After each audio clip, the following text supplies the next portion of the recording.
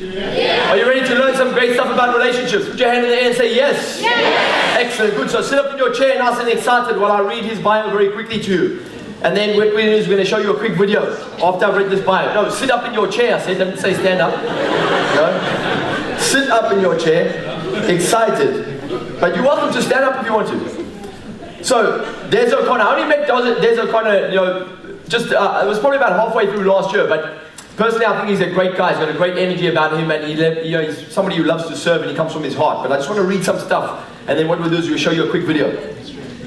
So, Des O'Connor started his career as a driving instructor in 1997 and appeared on the Richard and Judy show twice and was quoted as the celebrity driving instructor. He began his journey to becoming a life coach and mentor after he went through a very painful divorce in 2007, which motivated him to take a fresh look at his overall mindset for pursuing his own goals in life. He is now the #1 relationship expert in the UK and is a certified life coach specializing in relationship coaching, online entrepreneurship, and mentoring his clients to achieve success in their lives. Whether that means achieving career success, launching a successful business, or finding and maintaining successful romantic relationships. How many would love to find a successful romantic relationship? How many would love to create a successful relationship? Des won Relationship Coach of the Year in 2013 with the Association of Professional Coaches, Trainers and Consultants, and he is the founder of the UK and soon to be International Dating and Relationship Conferences, the only educational conference in the UK and the world dedicated to helping relationships and singles come together. We're going to show you a quick video and then we welcome him to the stage, please.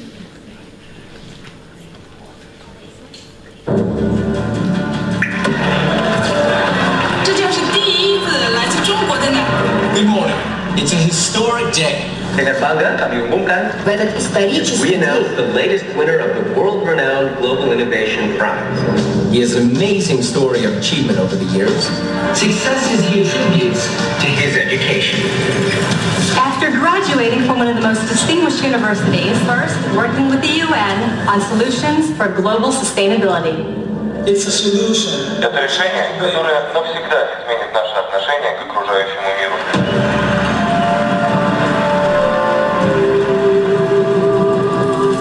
So, Mr. Young, you must be incredibly proud to see one of your former employees go so far. Well, I always knew that he was special and would go on to do great things in life. My next guest, ladies and gentlemen, has come up with a global solution that will allow us to reduce urban congestion by 300%. And here he is, ladies and gentlemen. Oh, this is fantastic. Wait. Okay, now, before we get started, your family made me promise to share this picture of you. Now, this is back when you first started with EF. Getting that? Well, if you think they're excited, check out what's going on around the world.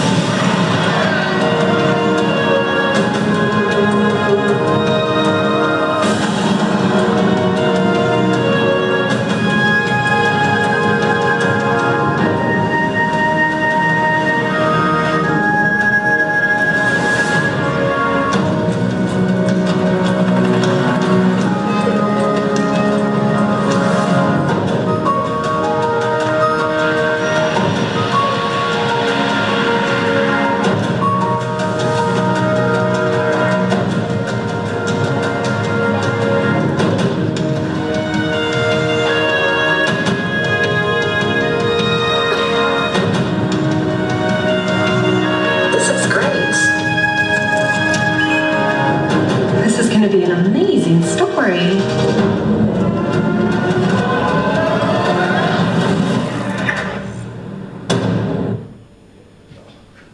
Ladies and gentlemen, let's give a London Yes Group warm welcome to Mr. Des O'Connor, please.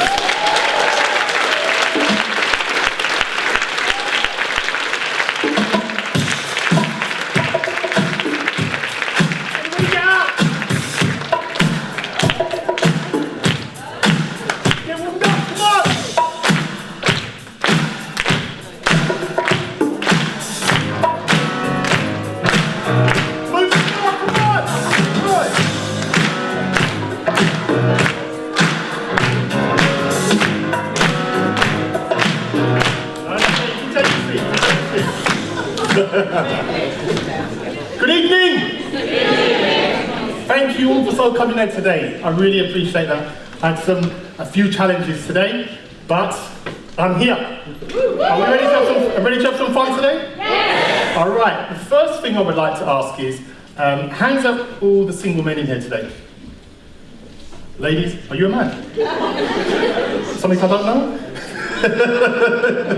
Hands up all the single men. Right, ladies, look around. Okay, hands up all the single women. And put your hands up the ones that are not going to put it up no matter what I say. Because I want to watch you and bring you up on stage. Now, the first question I would like to ask when I always start my events, and that is, what's the number one complaint women have about men? Number one, ladies, not 15, 30. The number one. So what I want you to do, just very quickly, just turn to the person that in front of you or next to you that you don't know, and just share what you reckon that is. Just for 30 seconds, please.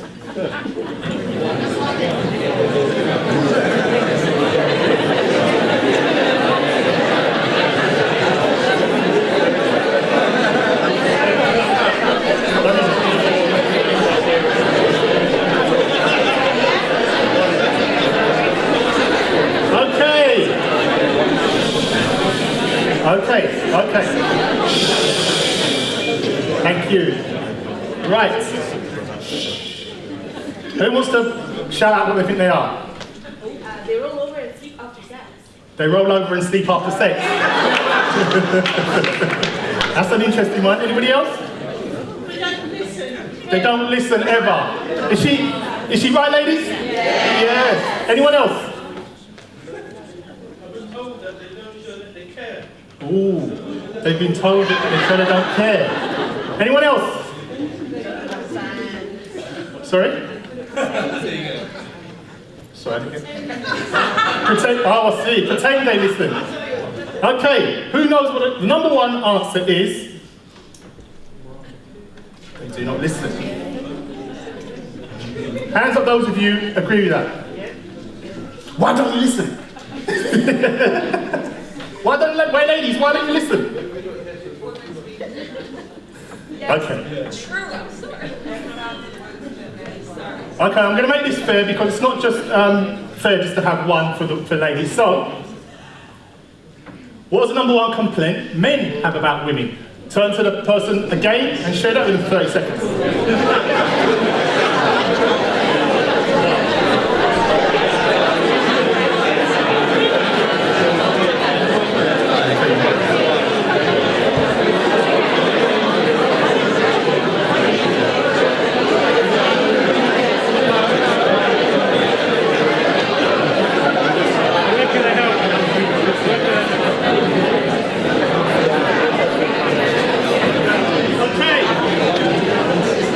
Okay, who wants to share that one? They talk too much. They talk too much? Anyone else? What's the number one complaint men have about women? Hands up please, what's the answer to that? They nag. Say that they nag. Anyone else? They have to be right. Have to be right. Anyone else? Sorry? They criticise. They don't understand the man. Too sensitive. Wow. On a serious note, how many of you have taken time out to understand the opposite sex really? Liars! So the majority of you that are here that didn't put your hands up do not understand the opposite sex. Isn't it interesting that we want the opposite sex, but we don't pay enough attention to understand their needs, their wants, and their values? And one of the things that is really important to me, what I realised with all this, the coaching, and you're going to hear my story in a second, that there was nowhere in school, college, or the education system that was preparing us for failed relationships. Did anybody prepare you for your first broken heart? No. Because I didn't. But all they're focused on education is get your job, make your money, and it's all career-minded. When the most important thing in our life is what? Relationships. So the number one complaint men have about women is you want to change us. Is that right, fellas? We're not going to change. We are how we are. Okay? So, how a woman...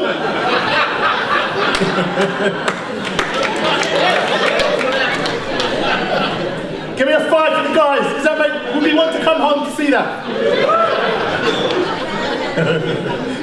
Don't worry, I'm going to balance it out. Right, so this, I'm just going to show you another clip, and this is a woman that came home and she wanted to entertain her man. Let's have a look at this.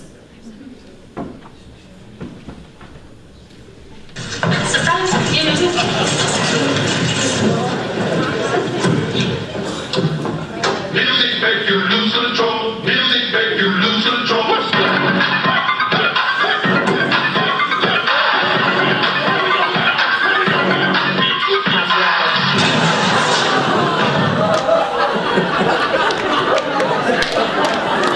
Right, son, please. Thank you. How many women are going to try that now?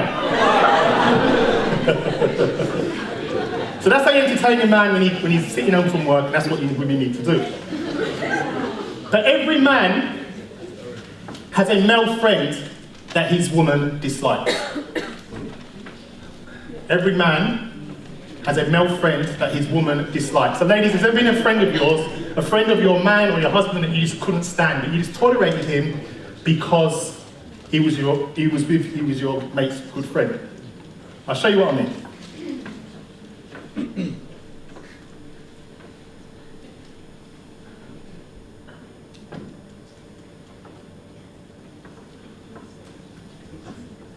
Chloe, will you have Keith to be your wedded husband, to live together in the covenant of marriage? Will you love him, comfort him, honor and keep him, in sickness and in health, and forsaking all others, be faithful to him as long as you both shall live? The rings, please.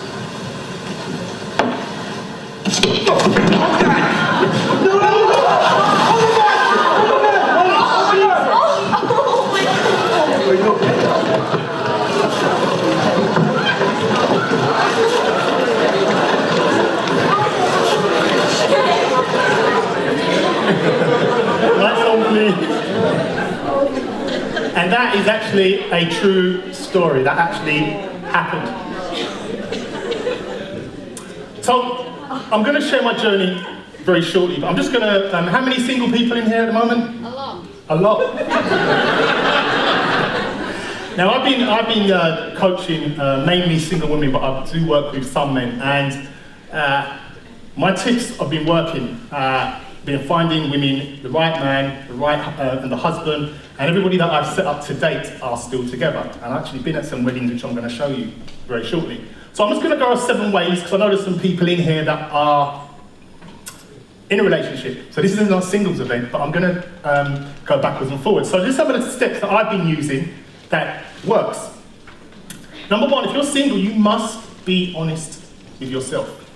Because if you cannot be honest with yourself, you cannot be honest with anybody else. Does that make sense? Yeah, you have to be honest with yourself. Look in that mirror, and you need to decide exactly what you want. Because no one else is going to be able to make that decision for you.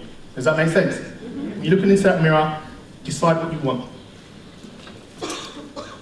Number 2, ask yourself, is there more I can do? All the singletons in here, everybody that I've coached to date, there's always so much more that they can do. And the number 1 reason for that is usually what? They're not doing anything. Fear. It's like if someone said to you, if I guaranteed you that you'd find that right partner, but all you need to do is this, you'd do it, wouldn't you? Yeah? So, the 3rd one, participate in regular personal development. This is personal development. And I remember nearly 2 years ago, I was sitting over there, and I was going through some stuff, and I said to myself, I can see myself on that stage. And I've always been to events, and I always hear a speaker say that, and I always say, oh yeah, you always say that.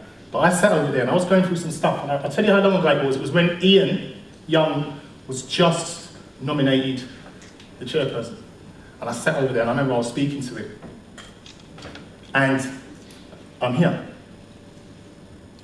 But what do you want to achieve? That's one of my goals I wanted to do. And I kept believing that that will happen. So if you're single, you have to believe that you will find that right partner. Because if you don't, it's going to keep attracting what you've always attracted in your life. Surround yourself in the environment where your type of partner will be. Does that make sense? If you want a professional type of person, then go to where? Professional networking events. Everybody else knows the answer to that. It is so simple, but nobody usually applies that. Who's heard of meetup.com? Right, if you don't know what that is, please just check out that website. There's events in your area, like-minded people, and ladies, you can even check out the men that are going to be attending there as well and communicate with them, as well as the other way around. Let go of any past pain. How many of you in here have unresolved issues? Just me? So everyone else in here doesn't have any stuff going on? Just me and my mate there, Mikhail.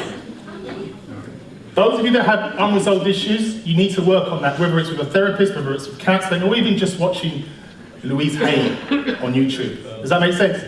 Because whatever you have going on, you're going to carry that to relationship. So you could finish one relationship, you're going to carry a large part of you into that next one.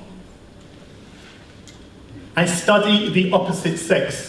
That exercise that we did there before, it was just to make you have an idea of how different the male and the women minds are as well. Was that helpful? Usually I do a whole webinar, workshop series on that, but I just wanted to share that very, very quickly with yourself. You must prepare yourself for your dates, just the same way that you would prepare yourself if you was going for a job interview. If you was going, for example, those of you that are employed, if you got found out today that they're getting rid of you, the next day, how much effort would you give yourself out of 100% to find another job? 10? 100? 100. So why is it different when it's coming to dating? What you need to know is, what would you really want to know about your dates? What do you really want to know about them? If you're going out on a date with them, it's not all about you preparing yourself, ladies looking beautiful, and the guys most probably looking suave and got their best aftershave on, but what would you really want to know about your date? Would you honestly ask what you wanted to know? So, for example, ladies, if you wanted to get married, settle down, have children, I wouldn't recommend mentioning that on a first date. However, there are ways of how to ask that, and a lot of my clients are applying that. One of the things that you could ask is, what are you passionate about? It's a very good question. What was the last book you read? And if you really want to find out if he's emotionally intelligent, just say to him, if me and you was an item, and we was going through some really serious challenges, what would you propose that we should do to help connect further? And just don't say anything. Because if he suggested therapy, counselling, personal development, or a relationship coach, that's somebody that's emotionally intelligent. Does that make sense? Try that question. Because if he answers, oh, well, it's all because of you, then you need to run a mile for that one as well. Now, when you're finding out what you want to know about your partner, you need to ask yourself, why would these answers be so important to you? As a coach, we're not therapists, we're not counsellors. We don't focus what's gone on in the past when you was a child. People come to me and they say, I'm here, and my goal is to achieve there, help to get there. I don't go into the past. So one of the things I ask is, what's the number one quality you look for in a partner? And then ask them, why would these answers be so important to you? So you need to plan in advance to avoid the wrong partners. How many of you in here have dated the wrong partner? Just me. Hands up again, who's really honestly dated the wrong partner? And if you reflect on that particular relationship, I guarantee you that in the early stages, were the signs there? Sorry? Yes. But who chose to stay in there? We've all done it, even myself. Big red flag in the beginning, with the ball and everything.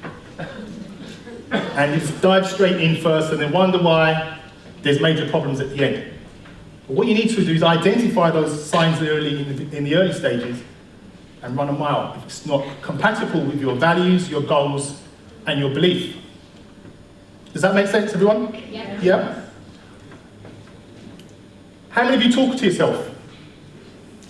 Don't be ashamed to put your hand up, because I do all the time. Think you must talk positively to yourself, even when you're having a bad day. Who loves themselves in here? All right, everyone. Do you tell yourself that? Every day? And how do you feel when you do that? Fabulous. Say it out loud, I love myself. Again. One more time.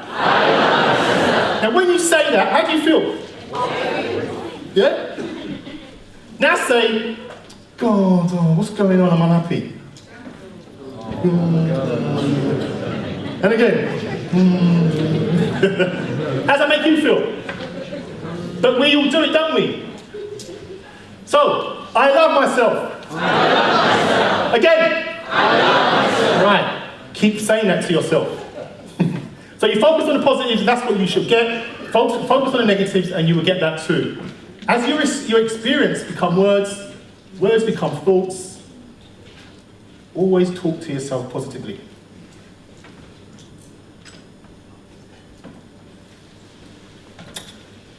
Why do we choose the partners we choose in our life? Anybody answer me that? Why do we choose all those wrong partners? Why do we choose them? Lessons, growth, stupidity. What I'm going to do, I'm just going to share with you why we do it, and we look at our beliefs and where they come from, okay? Very, very quickly. Now, we're not just born, and from the minute we're born, we're actually saying, yeah, no, actually, I'm going to date all those wrong people in our life. It doesn't work like that. And it all comes from the environment that you're in, your education. You know, your friends that are in whether it's school or college, they're going to have an influence on yourself as well. Events in life. How many of you had some painful events in your life? Right. How many of you had very painful events? Cool. So we've all been there, okay? Past outcomes. What's happened to you in the past that's formed your belief? And creative thinking. What do you creatively think about? And you have that conversation with yourself. What are you telling yourself? What are you creating in your mind? How many of you take part in personal development outside of the S group? Brilliant. Very good. So, I'm going to give you a scenario of a woman, for argument's sake, and if her belief is, I don't think I will get married, there has to be some supporting evidence to support that. She doesn't just say, I don't think I will get married. Does that make sense? So there must be some references to support that. So just imagine this is a tabletop, and there are 3 legs supporting this tabletop. And those 3 legs represent the references that support that belief. Does that make sense? So for example, it may be, I can't keep a steady relationship. So because she keeps having failed relationships, she doesn't think she'll get married. Does that make sense? Right.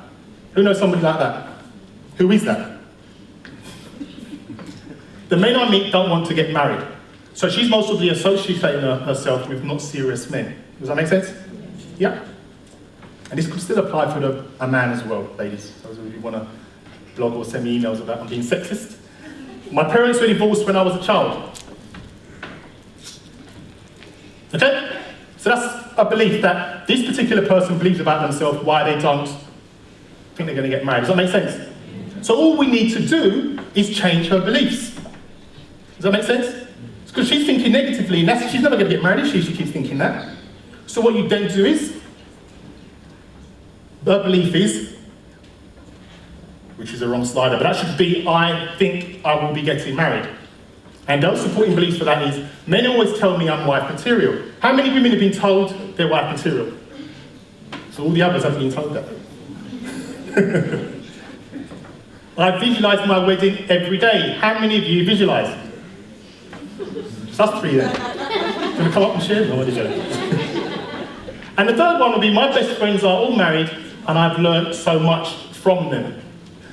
So if that was a client, I'd be changing her beliefs to that. So because her beliefs would have been changed, do you reckon the outcome will be different? Yeah? Brilliant. What happens, I don't know if those of you knew that I went to America for the first time last week. I was in Atlanta with an organisation called the Great Love Debate.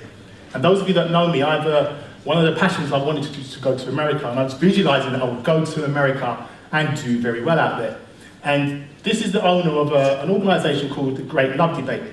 And what they did was they hold events all over America, and they have 100 single men, 100 single women, and they have a half a dozen experts on stage taking questions of why are we still single. So they invited me along to that last week. And this is what you had to say after the event. Go on. My name is Brian Howie. I am the producer of The Great Love Debate. We are here in Atlanta, Georgia. We had a fantastic show tonight. A lot of great guys, a lot of great girls, fantastic panel, led by one Des O'Connor, who flew in from the UK and rocked it. He knew about the men, he knew about the women, he knew about relationships, he knew about love, he knew about dating. He had a handle on 2015. We can't wait to see him again in DC. We can't wait to see him all over America. And most importantly, we can't wait to see him this summer in the UK. We're bringing The Great Love Debate there. We can't wait. It's going to be awesome. Was that nice? Yeah. Cool. And he's bringing it over to the UK. Who would be interested in going on to that? Yeah? Just three of us. Okay. But that was one of my goals, and those who don't believe me, I actually wrote on a piece of paper 3 years ago on my wall, Atlanta, here I come in 2015. And that's the honest truth. And it happened. How many of you write affirmations and vision boards and stuff? Do they work? Yes. Why does it work? Because the energy, I was searching for that. Without me even realizing it, I was searching for it, and all of a sudden it happened, 2015, it happened.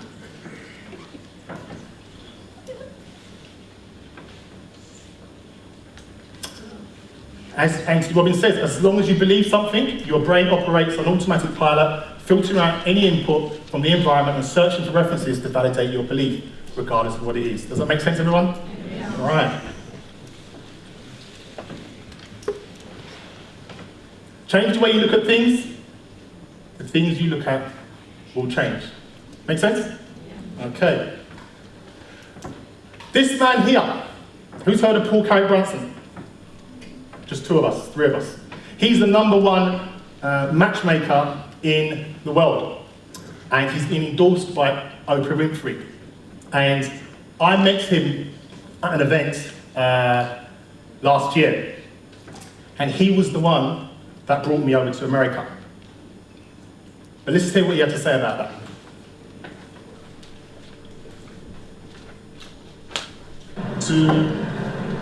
What's up, everybody? My name is Paul Carrick-Brunson, known to many as the modern day matchmaker, and I want to talk a little bit about my brand, Des O'Connor. Here's the thing. I met Des about a year ago in London, actually at a bar, and we're next to a bar right now, which is kind of crazy. But I met him, and you know what? He approached me and he was telling me about how he was the #1 relationship expert in the UK, and I was thinking, yeah, maybe, I don't know, because, I didn't know who he was. But after that event, he emailed me right away, and trustworthiness really comes with punctuality, and he was very punctual. And then we got on a Skype call, and we exchanged lots of emails, and he was always on top of everything. And so I said, you know what?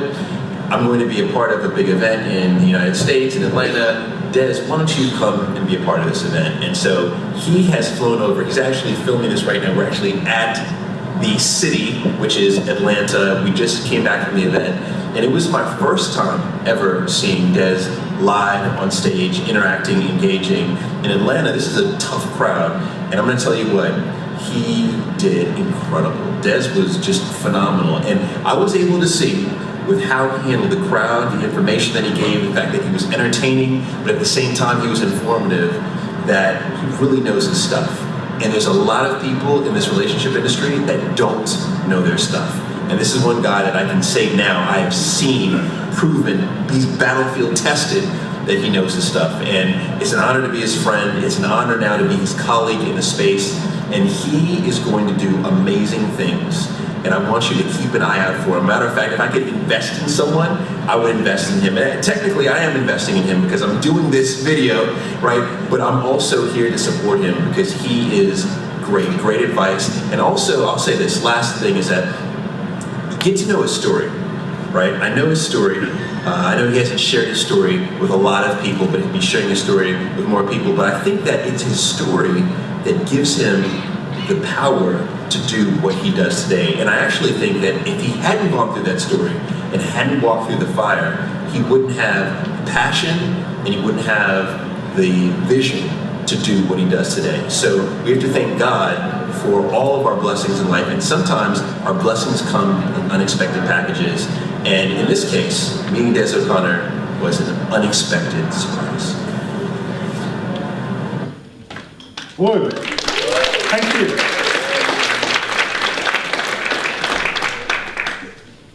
Who's heard my story? I'm going to be sharing it. There's going to be a break, and then I'm going to be sharing it after that. But that was an amazing achievement. I was just being myself over there, and he said to me before I went to America, you only get one chance to shine out there. And I wasn't even showing off. I was just being me, being authentic. And I'm going to DC next week, and they want me to do my book launch in Atlanta as well. So there's loads of opportunities, which I'm going to explain a bit later.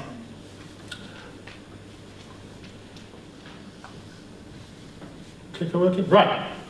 My story. I've got 5 minutes left, and we're going to come back. Okay, we're going to have a break, and then we're going to come back, and I'm going to go into the deep stuff. So who's got any tissues at the front end for me? So my story.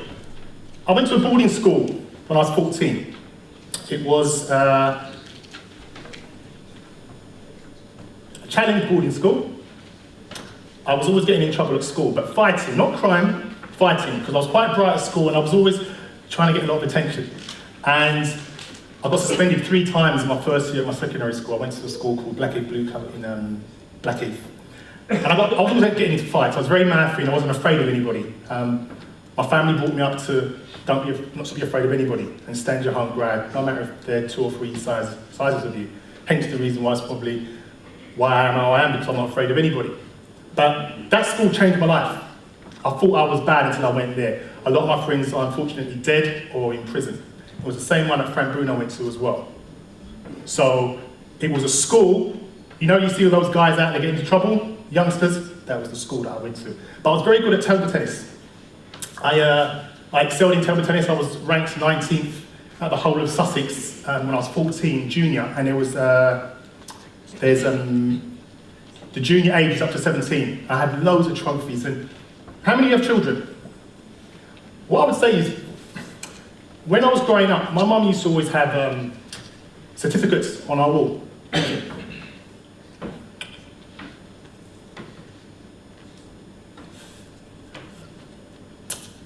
So, my mum passed away as well, so I'm just doing that. Right, and she had certificates on the wall of our success. So when we was always going into the living room, we saw results and success. Does that make sense? So what I'm saying to you is, if you have any children, look at what they're excelling at. Look at what they're really good at. And encourage and focus on that. My first job, was working for the Ministry of Defence as an admin assistant for about 20 racist squadron leaders, and I hated it. Who knows what a squadron leader is? Yeah, nice guys. And I left there after a year. My second job, I went to work for Chevron as a mail clerk. I was a guy that was walking around trolleys, giving you your mail in your office. Morning, morning. And that wasn't too bad. And then I got promoted to the accounts department, but it just wasn't for me. I couldn't just see myself in an office or just delivering mail, because I knew, and I'm not putting down mail clerks, but I knew there was something more within me that I could deliver. How many of you feel that about yourself? So I knew there was more. And then I decided to set up my driving school in 1997, Des O'Connor's driving school. And as Alan said, I appeared on Richard and Judy twice, and I've been on BBC, and I think it was more my name than what I could do. It's really annoying, because every time I ring up a bank or I ring up somewhere and they ask who you are, and I say my name's Des O'Connor, there's always a pause. And it had today in Newcastle, and someone said to me, yeah, but Des O'Connor's darker than you.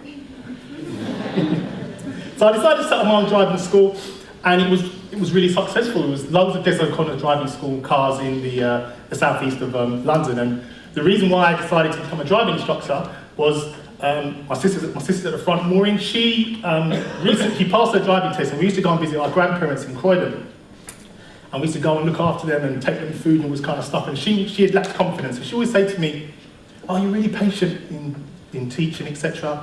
You should become a driving instructor."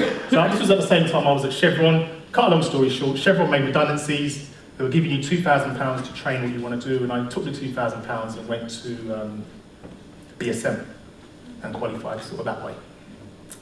Now, I believe there's going to be a break, and then we're going to come back and talk about other things. We've got lots more exciting things to go over as well. Has it been fun so far? Yes. Has it? Yes. You wait till the second half. So I believe there's going to be a break now, Adam? Yes. Yes, so I'll be coming back after the break. Yes, give it a hand, please, quickly. Big hand.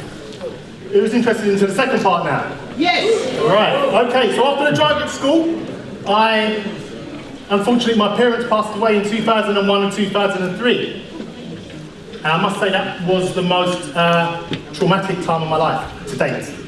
How many of you in here has a loved one passed away? And when people say to you, time is a healer, is it healing really? That's crap. Yeah, but it is what it is, and I suppose all you can do is surround yourself with like-minded people that can share your journey. I mean, one of the experiences I found that people that have not experienced that can't relate to it. And those of you that have lost loved ones, I can feel your pain for that as well. So, my mum passed away in 2001, 2003, but I met somebody in 2002, and this is why I'm here. I met a woman that she had a young baby boy. It was 18 months, and I never used to go out with girls that had children at that time. I mean, I'm in a different mindset now, but what happened was I damaged my back when I was teaching people to drive, and I met somebody, and my friend introduced her to her, and she wasn't really the type I went for. And I thought, okay, we went out for a meal, and then it kept going on. So to cut a long story short, she stayed by me a couple of times, I stayed by her, but we didn't do anything too serious. And then I think the serious thing was going to happen on a Friday. You know what that is? Watch football. And what happened was, I was going round to her house, and that day my back went and I couldn't really walk. I went to hospital, my sister was with me on the day, and I had a choice, I was staying at my sister's or going round to this girl's house to do, you know what. So I went to her house. The next 2 weeks, I fell in love with this girl and her son.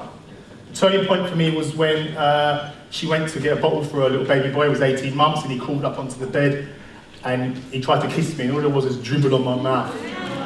But I kissed him back, and I grew to love that boy like my own. What happened was, when we was dating, my mum was still around, and everything happened so quick. I met her in April, New Year's Eve, we got engaged. How many of you can relate to a relationship which just happened so quickly you don't realise it until you're after it? And it happened.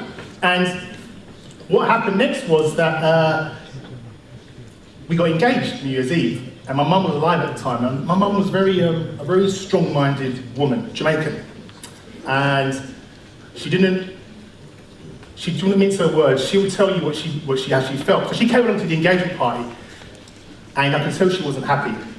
And she made a speech.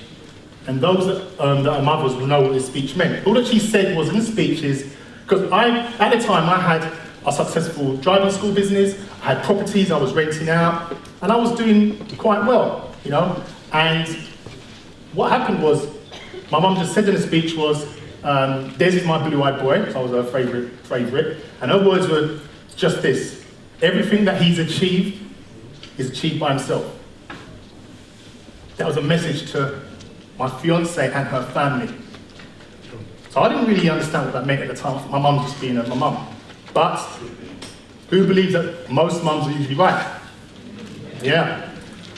So what happened was, I was staying at my fiance's house, and I met her mother-in-law for the first time. And I was sitting in the bed, sitting in the settee, and mum popped her hand in his head and said hi, because she's obviously wondering, why is this man staying in his house so long? Because we didn't announce we was an item. My family was coming round and they wanted to know what was going on. Because the women could pick up something about this particular woman. And my sisters are here and they gave me hell about going out with her. But I said, no, I know what I'm doing, etc. So what happened next was, when her mum saw her, I heard her say to her mum in the corridor, "It's okay, mum, he's got his own business. It's okay, mum, he's got his properties." Now that was a sign there, but I chose to ignore that. Remember I was saying before about the sign? Then, to cut a long story short, I'm just going to fast forward. We split up, and my mum passed away. And the nearest person emotionally to me was her. So I flew straight back into her arms, because I was all over the place. I lost my mum, I love my mum dearly, and I was just all over the place. How many of you can relate to that? You're deaf in the family, you don't feel as though you know yourself. I fell back into her arms, and we got married, bought a big house, and had a baby in about 18 months. And I didn't know her. And what happened was, her and her family had an agenda. That was to, sorry, I've never spoke about this. To get me to attack her so that she can get me arrested, send me to prison, stop me from seeing my daughter. And what made it worse, I felt as I was battling with her and all her family, because my family wasn't around for me, because they didn't want to know, because I made that choice, they wasn't around. And what was happening was, she was continually goading me, calling me a loser, taking the kids and taking them back to Forest Hill, where her mum was. So it was all a plan. Now I don't know at what point that was a plan. She remortgaged the house that she had and bought the house when we was married. She's living in that house today. She's been stopping me from seeing my daughter. I've been backwards and forwards in court stopping me from seeing my daughter. But what makes it even worse is, well, after the divorce and everything else that carried on, I studied life coaching, and that helped me to find myself. But I had enough. When I was in a marriage, I went into the garage and I was going to hang myself. Because I lost my home, my business, and my daughter. So I went into the garage, stepped on the chair, and had a skipping rope. Do what that person was going to be doing that. And then I saw something pink in the corner of my eye. And that was Dora the Explorer scooter. And that was my daughter's tricycle. And then my focus was more on my daughter. Does that make sense? Just like the jump, and my focus was on my daughter. And I thought, I wonder what she's doing now. And I changed my mind. So I need to be careful because I didn't want to slip, because I wouldn't be here. There's a lot more to it, but what I want to say is this, that there was violence in the marriage. And I did some things that I regretted, and I'm sure she's done as well. But what happened after that was, We went counselling, and I was so ashamed. And what she was doing is the two areas of my life that she needed me to react to her was my daughter and my mum. So 3 months, pushing those buttons with my mum, pushing the buttons with my daughter for 3 months, and I couldn't take it anymore. And there's one occasion she referenced to my mum, and I held her and let go. That's all I did. What happened then, I was coming home one day, and I was staying at my nephew's in London, and one of my friends spoke to me and said to me, "Has she ever attacked you?" I said, "Well, yeah, she punched me in my chest in the garage yesterday." And he goes, "You need to call the police and let them know." I said, "No way, I'm not going to do that." He goes, "Do it." I called the police, went home that day, and she's always argumentative. The amount of times I had to run out of the room, and she's always chasing me. Called the police came round, and so I called the police. I went round to see her. So I'm going home to see my ex-wife now, and just be prepared, I may be calling you. An argument happened. I pushed her out of the room, and then I went to sleep. 2 hours later, police turned up, but they knew that I already called, but she didn't know that. So then what happened after that? We divorced. She moved out. She moved out. I kept the house. I mean, there's a lot more ins and outs of it, but the crux of it was, I changed my life around from that moment, and I studied life coaching, and I realised I had a knack of helping people to improve their life. And when I started doing my coaching and I was having events like these, what was happening was her and her family wouldn't stop. And what they were doing is they were spreading rumours about me that I'm a wife beater, spreading rumours about me that I used to beat her up, but there's been no evidence to date. And people that I was working with, they were contacting them and saying, "Don't work with me, he did this, he did that." Admittedly, I'm sure that we've both done things in the marriage that we both regret. But there's a lot more that I could say into it, but that's what you call a negative situation when I was really low, and how I turned it around. That's why I wanted to share the testimony from Erica, because that's how I turned it around. There'll be more depth in my book. But I've forgiven her. I don't hate her. I'm in a place of peace, because if I'm holding on to that anger, I'm not going to be able to move on with my life. That's why when anybody comes to me and they're angry, I feel now that I'm qualified to guide them into that place. Does that make sense? So I thought there's a lot more I can do with it, but I thought I'd just share that with you, and thank you for giving me the opportunity to do that.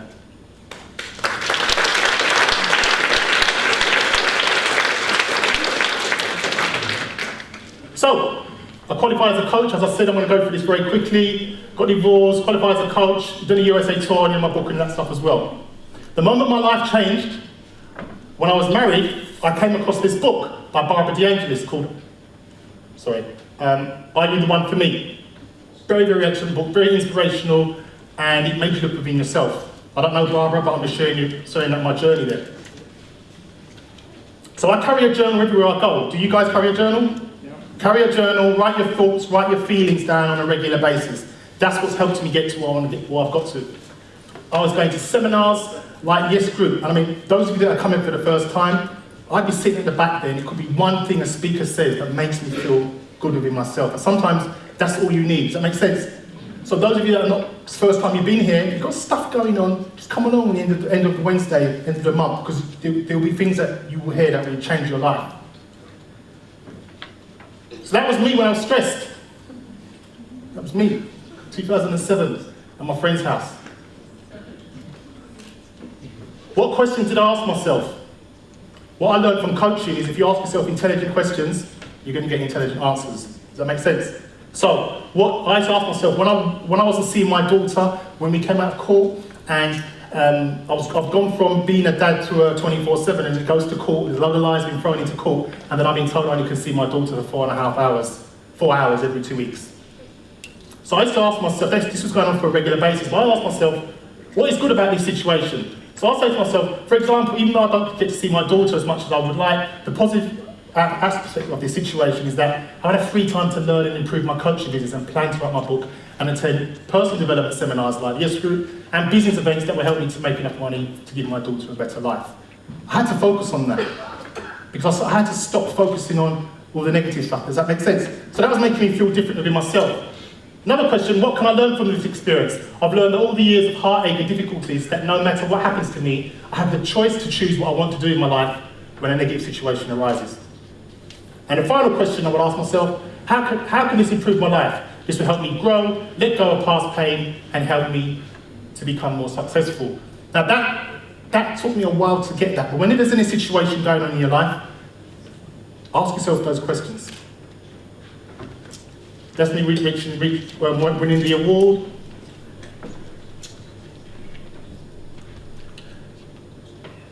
Now, I'm just going to show another clip video, and then we're going to do an exercise. Actually, running out of time. There's my little daughter on stage. She came to one of my events, Chanel.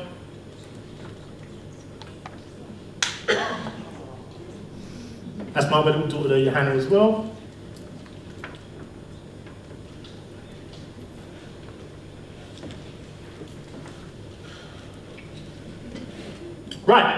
Right, now what we're going to do is a short exercise where it's going to take about 5 minutes. So what I want to do is, all the men stand up quickly. Right. All the men stand up. Now ladies, I want you to stand up and just go, and 2 of you join each man. Very quickly, because I'm running out of time. 2 of you just go and stand close to the 2 guys. Very quickly, because I'm going to show a short video. Very quickly, just 2 women to a man, and then if there's anybody left over, you 2 as well, then it'll be 3. Very quickly, and preferably somebody you don't know. Come on, quickly. If you want to make it a threesome, foursome, then do that. Right, we done that? Right.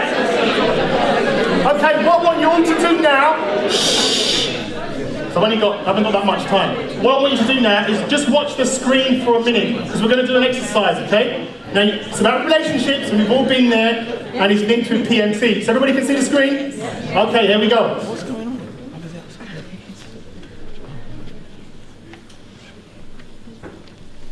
No? Yep, got it?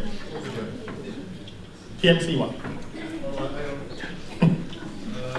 Good. Give me a second for this. All right, yeah. You got it? Yeah. Okay. Yeah, I've got it. Right, thank you. You're saying freeze at the top right side. Here we go, listen to this. I absolutely dread when that time of the month comes around. I have reminders set my phone just so I don't forget. It's gotten to that point. It's not that bad. It's just the same stuff that we usually bicker about, and he just can't handle it. I'm completely fine and don't see what he thinks is so wrong. What's wrong? I mean, honestly, she's unapproachable, moody, and extremely argumentative. I just can't even be around it. Really, John? You can wash your plates, but not your utensils?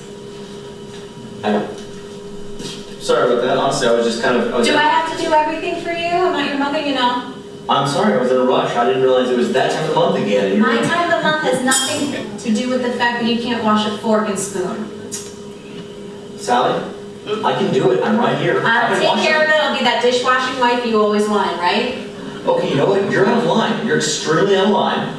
And you're going to wake up tomorrow and you're going to say, "Oh, John, I'm so sorry. It was just my time of the month. You know I don't..." You're ridiculous. I can't even listen to you right now. Oh, I love Sally, but this is becoming unbearable. We need help from a relationship coach. Can you help us, please?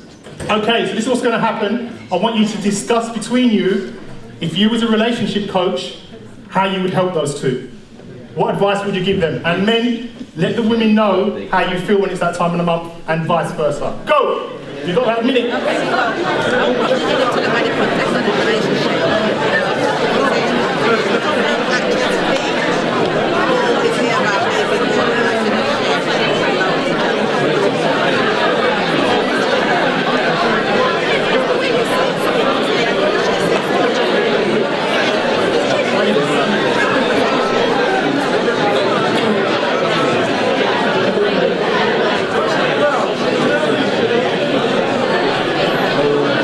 30 seconds.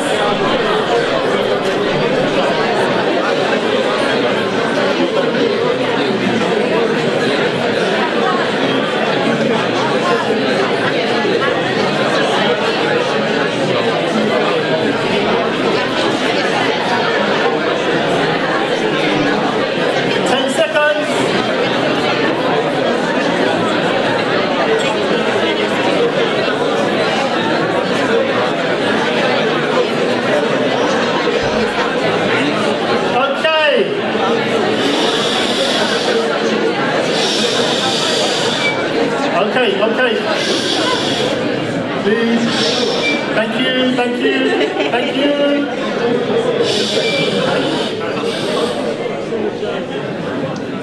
Thank you, right. Guys at the back, thank you, right. Now, who wants to share how they would deal with that? Anyone? She should just wash the dishes. She should what, sorry? She should just wash the dishes. She should just wash the dishes. Anyone else? Buy a dishwasher, anyone else? The guy should be more understanding to her feelings. Anyone else? I think they should both, after the event, a couple of days after the event, both tell each other what they each of them were thinking at that time. So they both understand each other's position.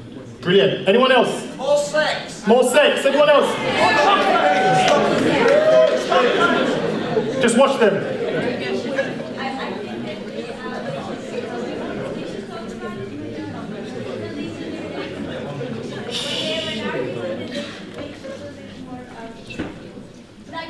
Like maybe like when she's just angry that she should just break her bed. I really love you, but you know, this is really like you. Cool, thank you. Who's been in that situation before? The guys, hands up, the guys been in that situation before? Right, so basically, if that was the situation, this is how I would deal with it, right? I use a model that I use and it's called Edam's model. And what you need to do is establish what the end result of the goal is. Ask them what the end result of the goal would be. So what will your goal look like once you achieve it? Because I need to go through this quickly because I'm wrapping up. Then you need to decide what was the first small thing that they must do to work towards it. Name one small thing that you could do to easily achieve this. Does that make sense? Yeah?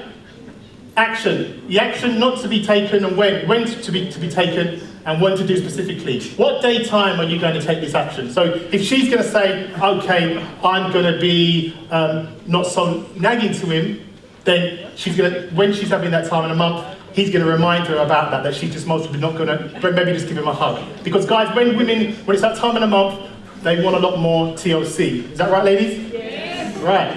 Measure. What progress has been made in the journal? Provide a journal so you can make a lot more progress with that. And the state. The state needs to be positive or negative. Positive. So this is for the guys. What you need to do. This is how men and women are different as well. Withdrawing cash from an ATM. No.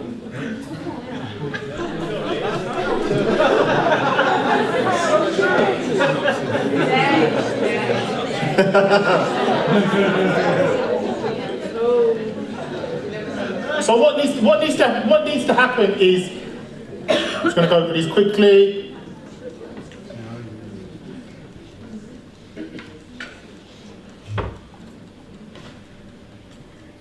Bit of a sec.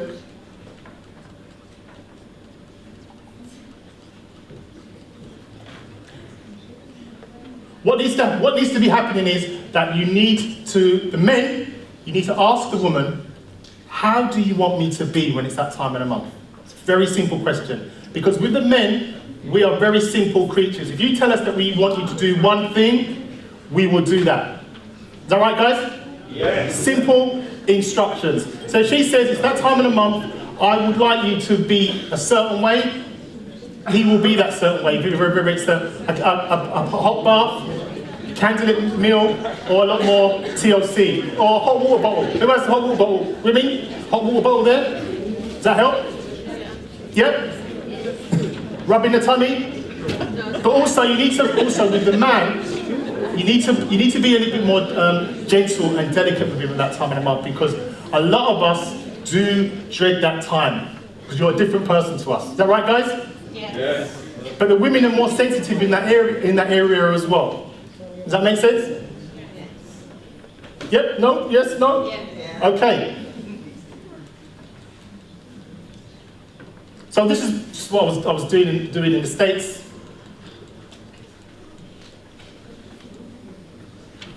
So before I'm going to wrap up, because Alan's waiting there to do that for me, I'm just going to ask another question. The people in that group, if I was to interview your ex, what one negative thing would they say about you? All right? 30 seconds, because I'm going to wrap up now. What one negative thing would your ex say about you if I interviewed them? Share that with that person for 30 seconds.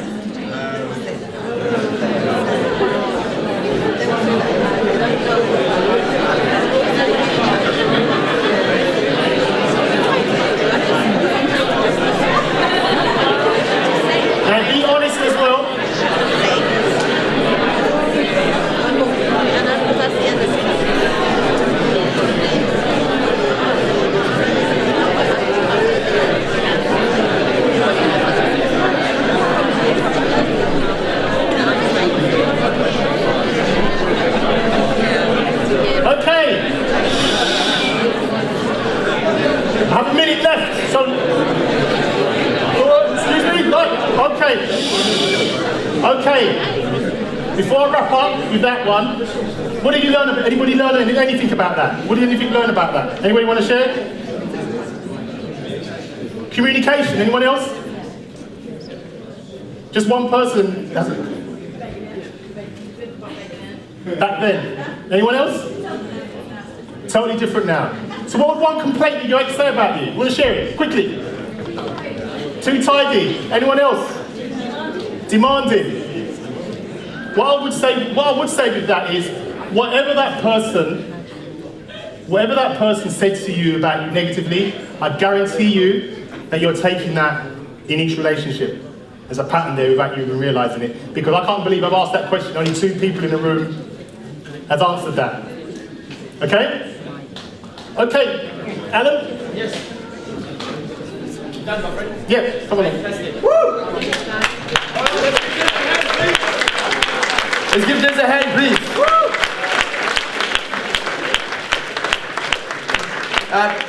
Has anybody got any questions for Des? We're going to take 2 questions very quickly. Anybody got a question for Des?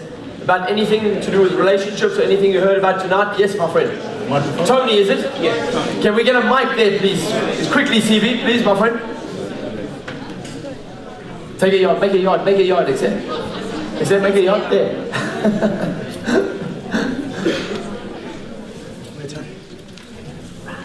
Tony, is it? Yes, it is. I just wanted to make a point. When he was asking about what should be the answer to solving that problem, the most important relationship is the relationship that you have with yourself. And so therefore, if the guy actually takes power, it's about personal empowerment, and actually focuses on the knowledge that he can make a difference. If he focuses on one good thing that his partner has as an attribute, and focuses on that, then natural law is what you focus on grows, and what you don't focus on therefore diminishes. And so therefore, that way, he won't see problems as an issue. I just wanted to make that contribution. Thank you very much. Thanks very much. Any questions? We've got a question for Des. Anyone? Yes, there we go. Right up, please, CV. Thanks, my friend.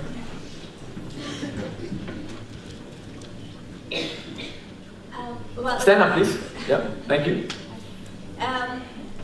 I realize this is maybe a difficult question to answer because it's like too general, but you mentioned that when you notice red flags about someone, you usually notice that you should stop it. And I found that in my past relationship, I did the opposite. You know, I was just like, oh, this I don't like, I should stop it. And then I regretted it. Because I thought maybe this is me being too anxious or too analytical.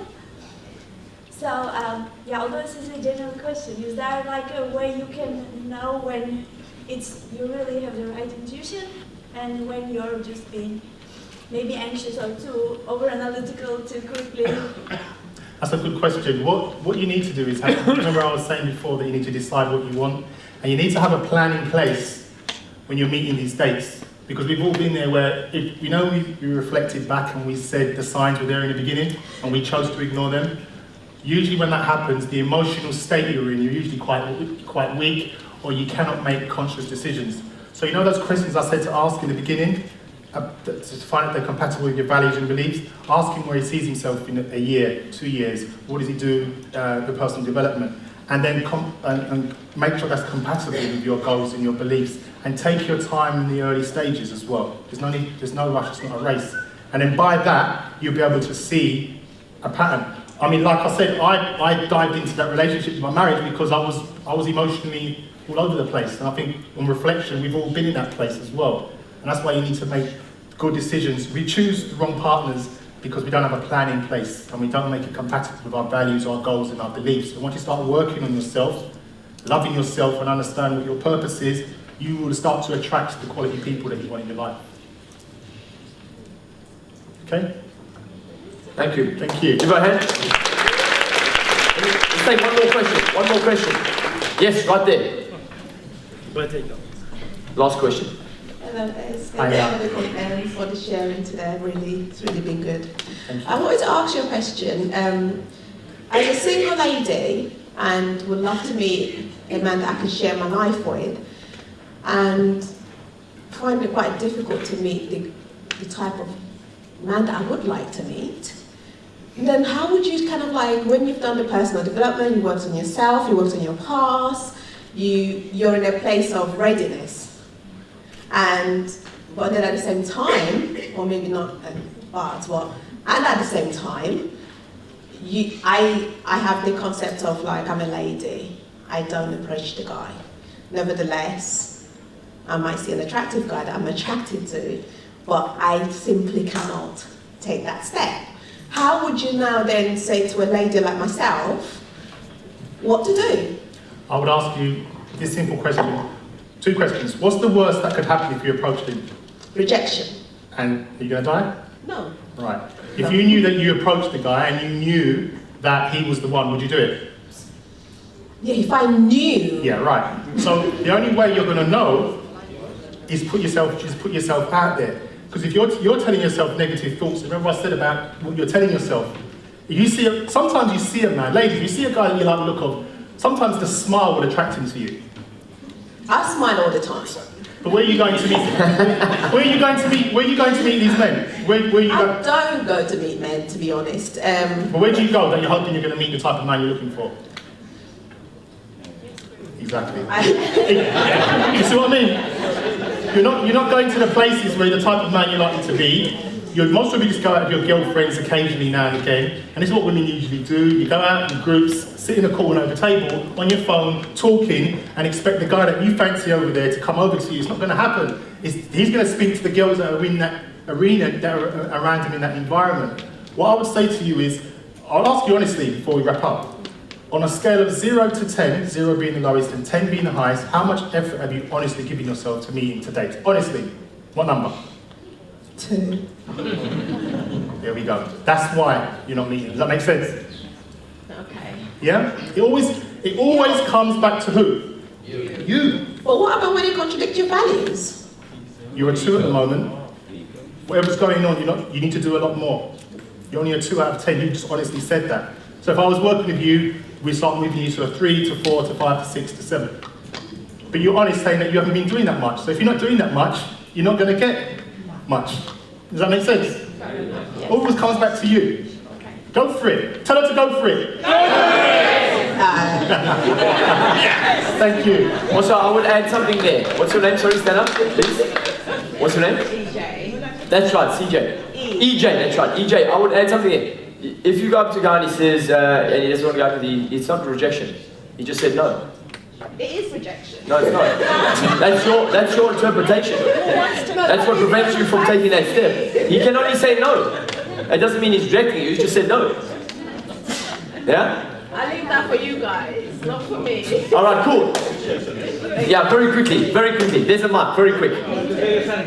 Okay, sorry. After that, right? Quick share, yeah? Just advice to this young lady here. If you're thinking rejection, then you will get rejection. You're attracted to it. What this is actually saying.